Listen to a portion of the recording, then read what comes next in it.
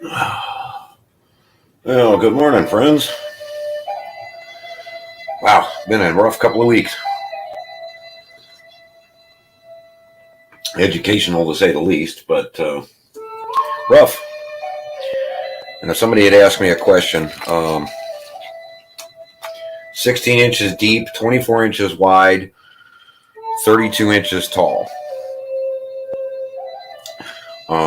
Someone wants me to do a pig roast video, and needed those dimensions to find out if I could do one.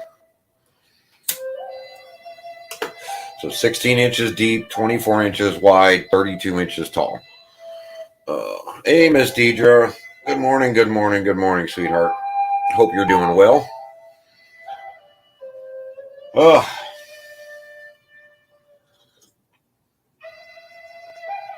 I worked over the weekend, so they gave me Monday off to keep us down from 40, which is fun, kinda. It really screws the weekend up, though. Things just, never really quite clicked all weekend. Yeah, I don't know how I'm going to get through the season this way, but hey, whatever.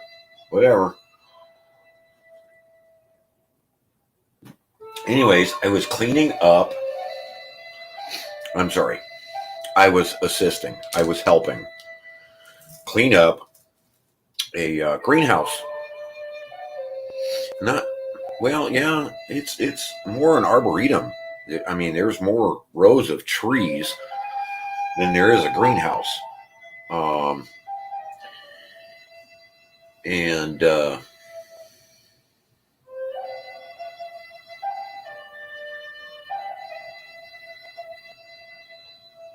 there you go. Good idea. Where was I? Oh, yeah, what I was doing over the weekend. I was helping move these trees around and get everything kind of in order and ready for winter prep, and because they'll close off the greenhouse, wrapping in plastic to protect the plants from the snow and salt and everything else. But they have a very interesting practice, which a lot of us, not so much myself, but a lot of people are turning to, and that's where they're taking wood chips and turning them into garden. There's some interesting tricks in there that they're not disgusting. When they build these wood chip gardens, the first thing they do is they lay down cardboard. They don't necessarily talk about what that's doing and what those principles are. Then they go and they lay the wood chips down on top of it and give it time. And then when they go to plant in it, they want to dig down through the wood chips and get to the soil. And I don't necessarily think they're telling the whole truth there. I think there's a little bit of something missing.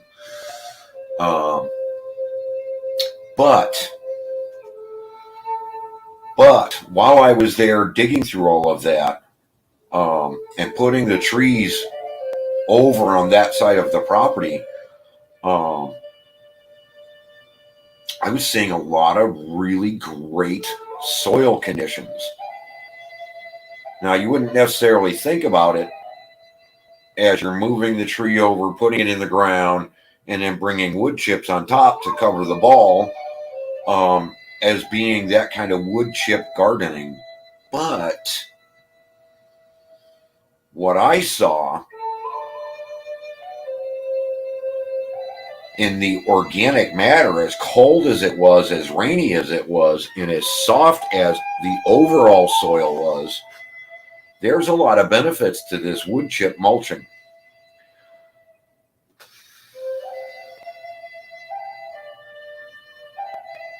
There's other parts to that I think they're deliberately missing. just like I was listening to the gardener. I don't want to specifically say which one, but one of the ones we all watched specifically. And he talked about building new garden beds. Well, supposedly they've changed the chemicals in these stored woods that are supposed to last longer in your gardens and what have you. Some things have changed. Hey, good morning. 16 inches deep, 24 inches wide, 32 inches tall. Giving me about 24 inches, 25 inches of height that I can work in to stay up above the smoke bottom. So 16 inches deep, 24 inches wide. Most of those cabinets now are like, I don't know, 12 to 14 inches wide. They're kind of small now. I don't know why they changed them, but that was that thing you and I were talking about the other night, Sherry. Anyways, back to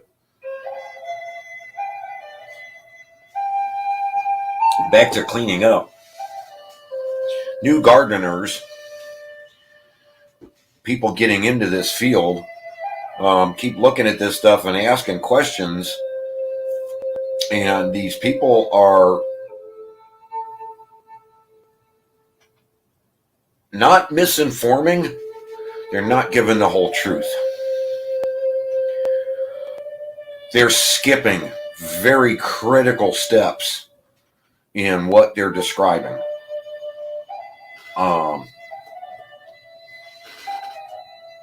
They're saying you place your soil in there and you do this and you do that, and then the worms will come and they directly attack leaves and they do this and they do that and da-da-da-da-da-da-da.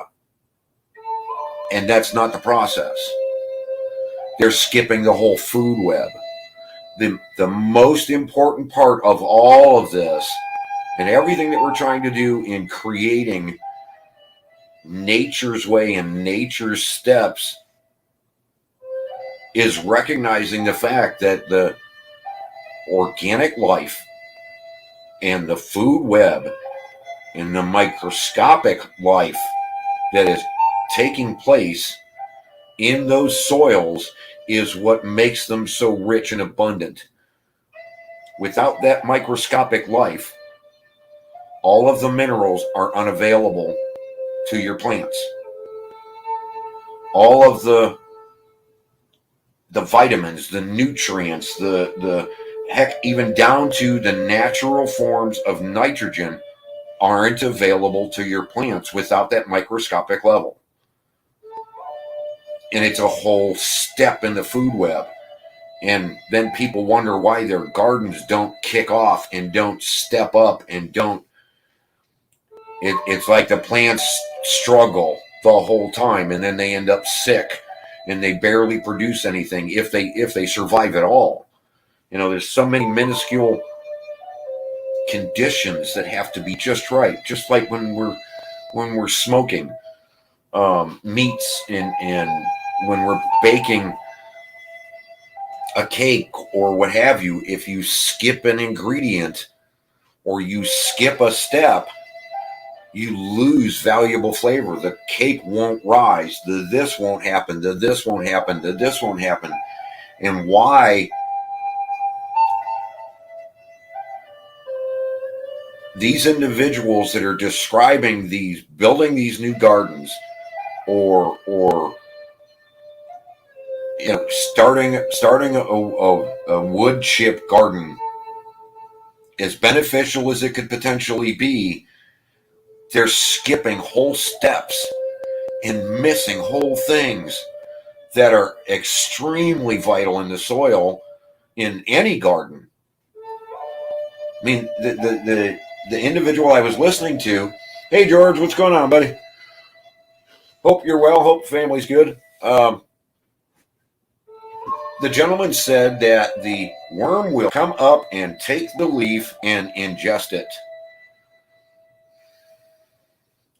Where that's true, it's wrong. They don't come specifically for the leaves. They're coming for the microorganisms that they smell on the leaves. Just like when you build a compost pile, even if you're not composting and you have the pile of leaves or the pile of grass and they're setting individually, when those start to grow mold and fungus starts to form, whether you can see the level or not, with enough time in a correctly made compost, you see the fungus strands, okay? And that's probably 500 or 1,000 of the microscopic organisms spreading that we can actually see it. They're actually smaller than that, much, much smaller than that. You know, we count things by the size of a hair, but in the microscopic world, they're even smaller than that. And that's kind of what I'm trying to get at, is they totally skip over this entire level. And this entire level is the building block of all of it. You know, like Mr. Reed there,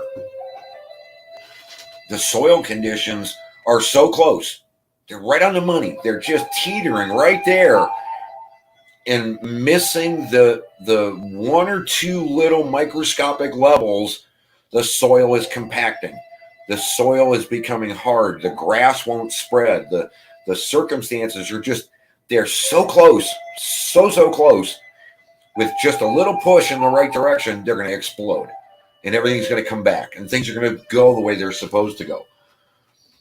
You know, and I just want to clear it up that when you look at your garden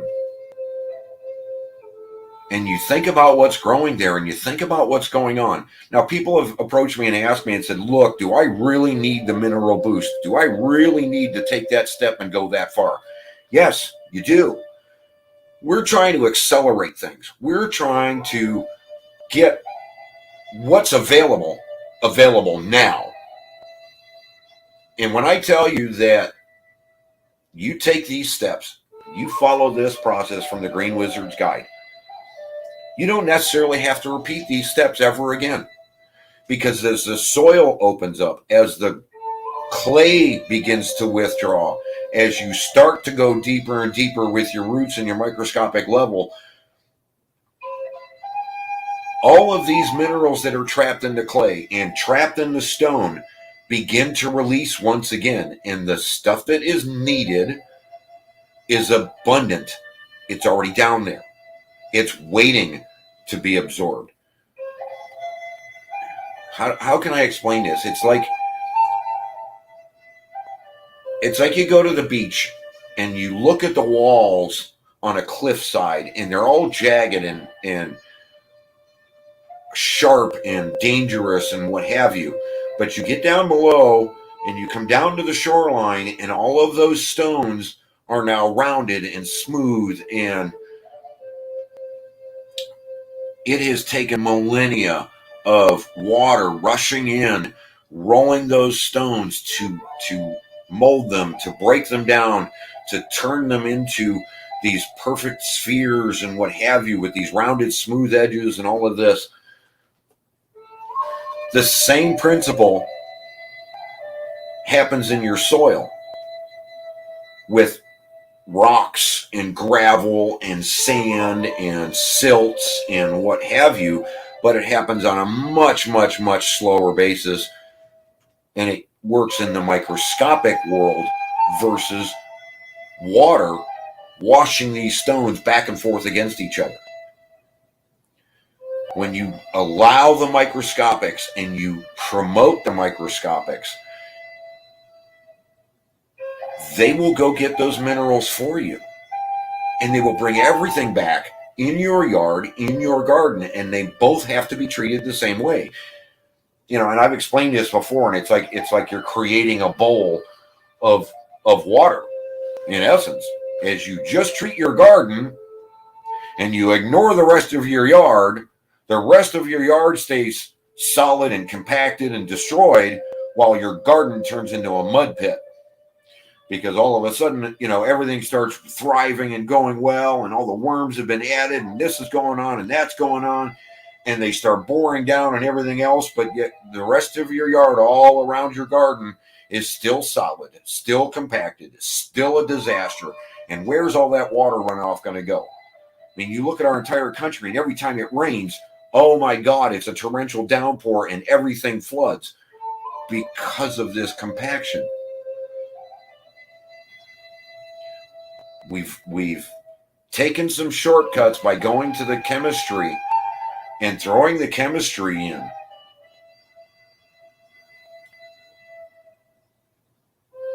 And we're causing our own problems. We need to clean this up. We need to understand this. Like washing windows and what have you. I can go wash a window with pure water. How many times am I going to have to wipe that thing down before it actually starts to come clean, where I can see through it once again? Now, granted, I can take a chemical to it. I can take Windex to it. I can wash that thing down and have it done in one pass. But what chemicals have I produced in the air that I have to breathe while I'm doing it? What ends up down in the window track? Why do the windows start to freeze up? It's kind of the same principle and the same theory. As you start helping with the chemistry side and dumping this all in your yard, what's going to end up happening? Hey, Miss Gemma, I see you in there. I'm sitting just a little too far back, and I have a shrunken screen, so I can't quite make out what everybody's saying. But hello, dear. And Carolyn, I do see you in there chatting away and doing your thing. That one just keeps scrolling up and scrolling up, scrolling up.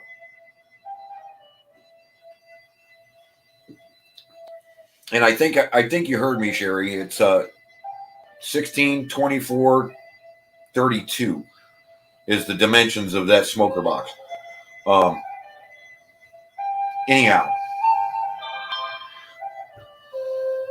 the whole point of what I wanted to discuss real quick today was this principle that everybody is skipping. Everybody's missing. Nobody's quite understanding.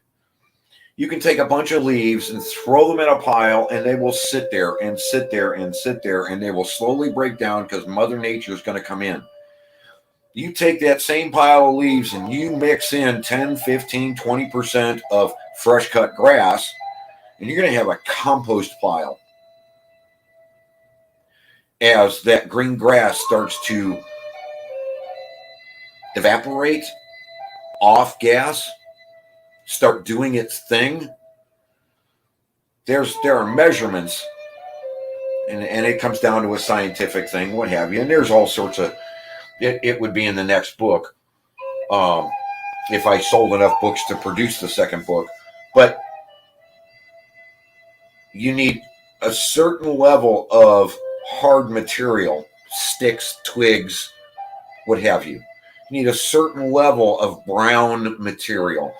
And they're not talking about dirt. They're talking about old leaves, all the different colors of the rainbow, what have you. And then you need a certain level or certain measurement of green material. Now, a lot of those green materials are kitchen garbage, kitchen waste, okay, that we keep throwing this valuable resource away.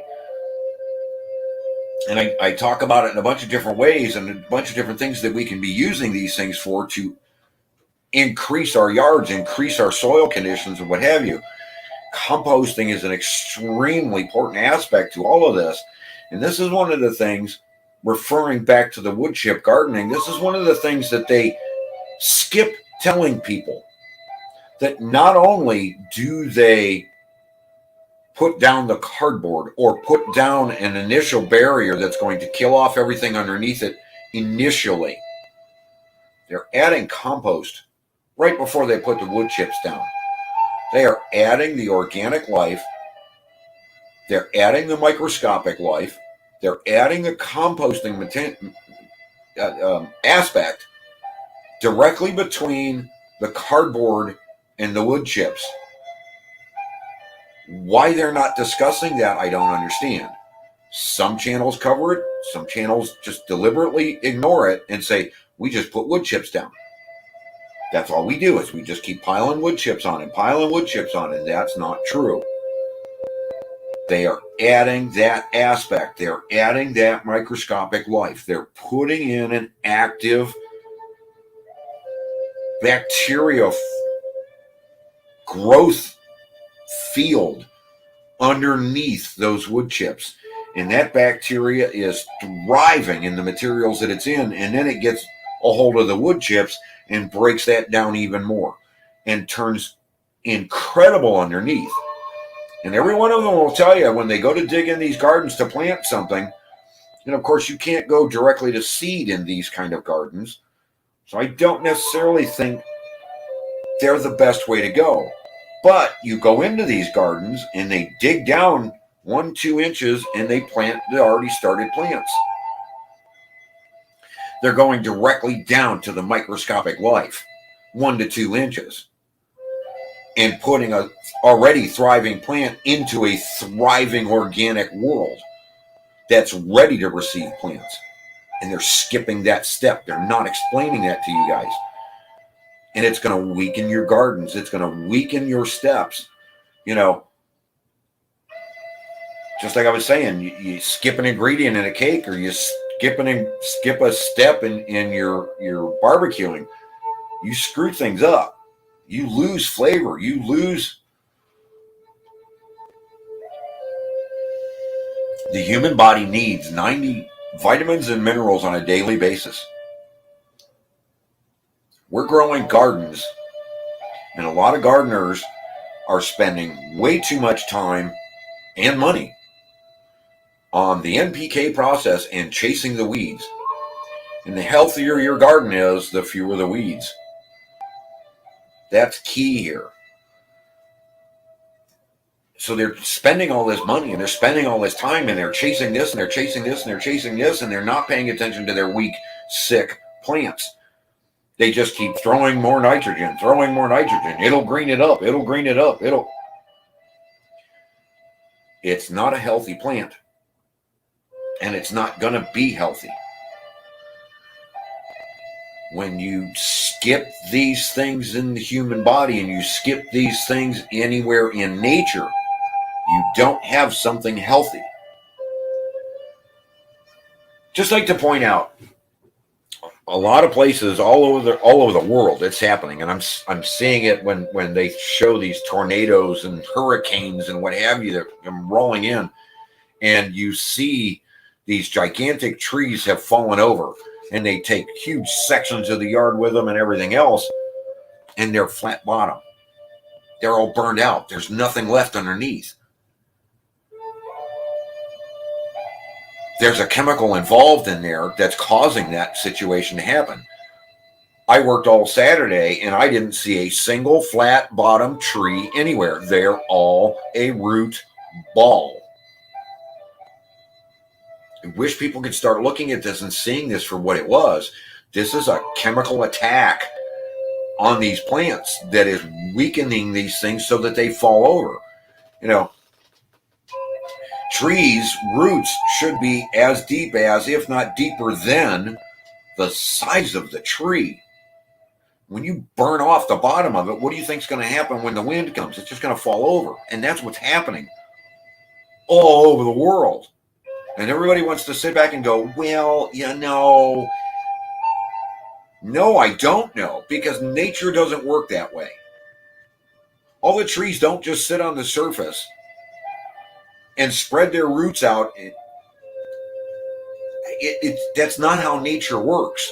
Nature goes deep to get her minerals and the vitamins needed for all of these different trees and plants and shrubs and everything else.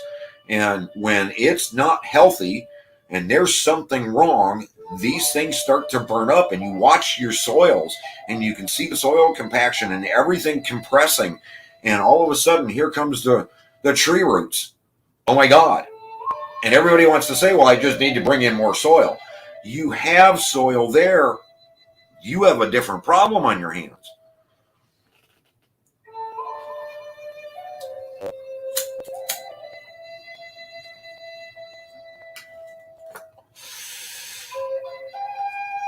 Mr. Grizz, good morning, sir. Oh. So yeah,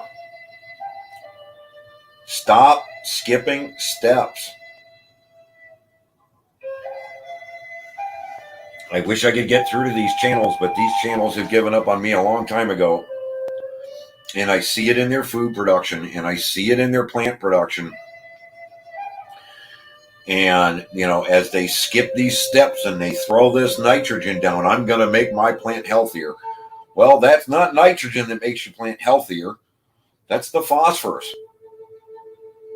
and the potassium. Nitrogen is just going to make it green. It is not going to make a healthy plant. See, in the NPK process, you have your nitrogen, your potassium, and your phosphorus. There's 3 separate numbers. The first number is normally your nitrogen. Your second number is what keeps that plant healthy. That's like the first aid package on these bags. When you look at the NPK numbers, then you look at that last number, that promotes root growth. When people are running to the store and getting this high number 1 number and there's nothing on the other 2. So you don't need first aid for your plant. Your plants are all sick. So we're going to throw more nitrogen and not fix things. We don't have deep enough root growth, and we've got all this clay underneath our garden because we never put anything in for that 3rd level to make anything work right. You know, and I keep telling people, look, you got a clay bed and you're dealing with clay and you want to put a garden here, that's fine. Put down a mineral that's going to break through that. Put some Epsom salt down. Then put your cardboard in, put your little walls up, and bring in your unknown soils and see what happens. Well, you're bringing in a bunch of weeds. I'll tell you right off the bat, they're microscopic, but you're bringing in a bunch of weeds when you bring in somebody else's soil. Sorry, it is what it is. Now, unless you want to burn that off and cover that in black plastic and let that thing sit for an entire season and kill every single weed in that soil, you're going to have weeds. There's ways around that. Don't misunderstand. There are ways. There's tips and tricks in the guide that'll show you how to fix that problem. But we've got to start getting everybody back on the principle of there's a whole nother world inside that soil. That when we throw the NPK process at it, we're killing that whole scenario. That whole world is done. We've got to start helping that whole world to get our soils back and to get healthier soils. That's not to say that every trick in the guide has to be utilized. It's great if you start off the first time. Throw these things in and watch what happens. It's amazing. And then as time progresses and the worms rush back in and this goes on and this goes on and that goes on, all of a sudden you no longer need the NPK or the Green Wizard's guide on this system. You don't need the NPK system. Mother Nature's working correctly in abundance and will continue to grow your soils. If you were to just take your soils, put up a 6-foot border around your garden, and I'm saying a border, and you went in and you mix this all up and you put your things in there and you put leaves in there and you aerated that and you started bringing that up, you'd probably bring it up about 3 inches. So you're going to have a 3-inch gap. Well, you haven't added in the worms yet. You haven't added in the microscopic life going to work yet. You haven't added in what's underneath that's going to expand. You're going to fill that whole 6 inches and maybe more with your own soil as it decompresses, decompacts, opens up, starts sharing its minerals once again. And life moves back into your garden. You don't need to keep bringing in soils every single year all you're doing is adding to your mud pit. You're all skipping one layer, one level, one huge important aspect in your garden, and that's the microscopic level. When you start feeding that microscopic level and ignoring your plants and letting the microscopic level do what Mother Nature put it there to do, your garden is going to reward you twofold, tenfold, 20-fold as things expand and take off. You know, not every plant in your garden needs iron, only certain ones. Not every plant in your garden needs copper, just certain ones. It's that microscopic level that distinguishes those and goes out and brings those back to the plants. Your roots don't reach out for every little thing. That's where so many gardens just die off, because they can't get to the minerals that they actually need. The minerals are there, but you've killed off the microscopic level. And you've hurt these plants. And you're producing sick plants. And that's what they're selling in the grocery store. And you wonder why things don't taste quite right. It's an interesting world out there. And what's going on in Mother Nature just needs a little bit of cleanup. Just needs a little bit of spruce up. Just like cleaning your house out. If you haven't used it in 6 months, you're probably not going to. Throw it away. Well, except for money. Okay.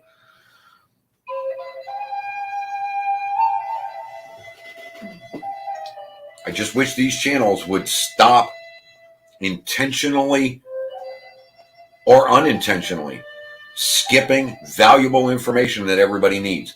I've tried covering it all in the Green Wizard's Guide. Nobody wants to talk about it. Nobody wants to share it. Everybody's keeping it in their back pocket like it's their little secret. And you're not helping your neighbors. They're producing sick food. They're making themselves sick. And then they want to come and share some of these things with you. And it ain't healthy. You don't want to be into these things.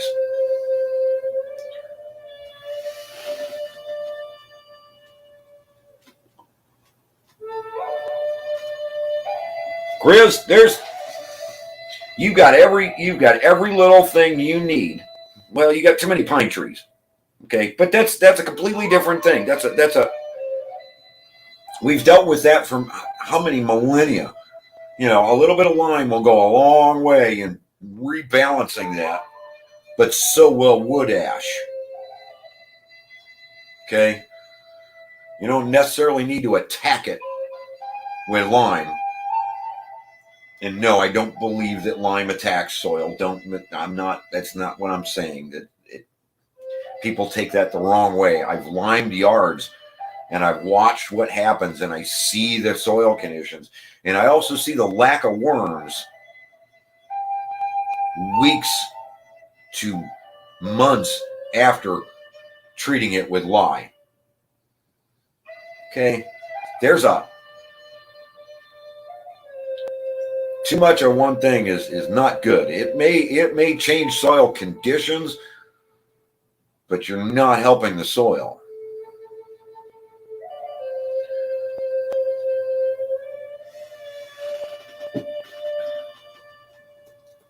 You can get your garden, Grizz. You can get an incredible garden. You've got everything you need. Everything is there. You just need to take 1 or 2 extra steps.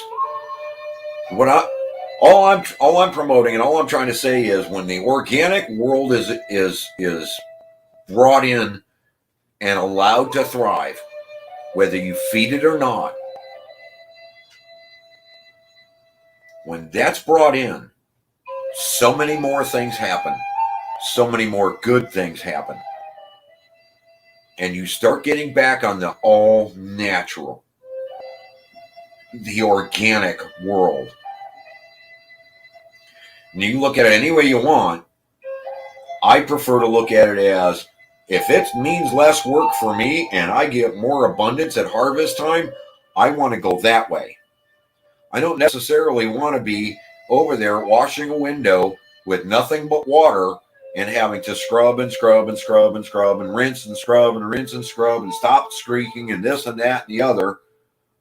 I want to go in, wash it, have nothing left in the tracks, and have a clean window. I want to do it once. I don't want to have to keep going back and rinsing and rinsing and rinsing and rinsing. And that's kind of what people are doing in their gardens. They're constantly going back and removing material and removing material and removing material. They're pulling all of these weeds out and they're walking through their soils and they're compressing it and compacting it. And you don't need to do all of this. And I'm not saying this no-till garden system is the one that fixes. That's a whole nother book. It's a whole nother book. Start thinking about the organics in your garden, everybody. Start looking at what's possible. Start thinking about the what ifs. Get your hands on the Green Wizard's Guide. The tricks and the helpful hints are in there. I've tested them all. I've used them all. And a lot of the things that I'm seeing just keep telling me that I am on the right track and that this is the way to be thinking about these things and going about these things. When I was aerating last year, I could see the conditions 2 and 3 inches deep in everybody's yards, and I'm seeing lack of roots, and I'm seeing lack of organic material, and I'm seeing lack of organic life. And then other yards that we're not doing anything in, and I go in and I aerate, and oh my God, it's just full of all of these materials and all of this life. And I'm like, why am I here? Why am I digging up your yard and turning it into this mess? And they're under the impression that if you pull this thing out, it's going to help with the compaction and it's going to break it all up and things are going to be better. That's for 3 inches. What about everything below that? People are just totally ignorant of this. They're assuming that life just exists on one level of the planet and that nothing below that matters. And this is why we've got sick plants and sick food and sick people. There's a better way to go. If I can say anything and anything at all wrapping this up, it's plain and simple.